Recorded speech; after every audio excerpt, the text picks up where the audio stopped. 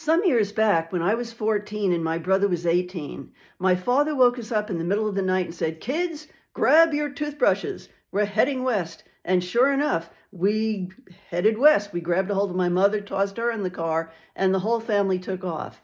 And we did all sorts of things that probably could have qualified as crimes, as you know, that we could have gotten arrested for on that trip. For one thing, my father had this amazing tantrum right outside of Jackson Hole that could have taken out the whole family, and surely that was a crime. And then my brother and I kind of tried to throw my mother into the Grand Canyon, and that was a crime. And my brother was running around filling up every statue at Caesar's Palace in Las Vegas. That had to be some kind of a crime.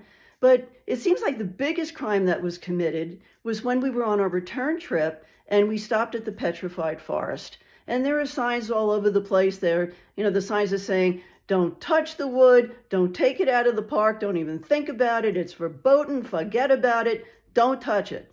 So naturally, my mother, being the scofflaw that she is, she decides that she's going to take some wood and she crams it into her bra. And, with the intention of smuggling it out of the park. Well, my brother and I are very concerned about this because we had vision of her going into, petrified forest prison. And so we expressed our concerns and she said, "Let them search me." So, we knew that we were going to be leaving with the wood. Many years later, my husband and I were going to be in the vicinity of the Petrified Forest. And I said, you know what I think would be kind of neat? I ended up with those pieces of petrified wood, so why don't I cram them into my double Ds and, smuggle them back into the forest? How far could my family have gone? I mean, then we weren't very adventurous. It was probably a piece of wood laying out there right in front of the visitor center.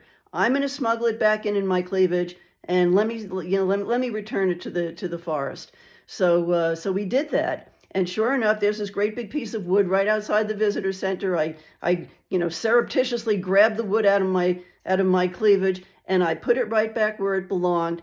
And I'll tell you, that was very gratifying. But I did keep a couple of pieces of wood. This is what a piece of petrified wood looks like. And I kept a couple of pieces of these in the event my nieces would like to smuggle pieces of petrified wood back to the petrified forest as part of a family tradition.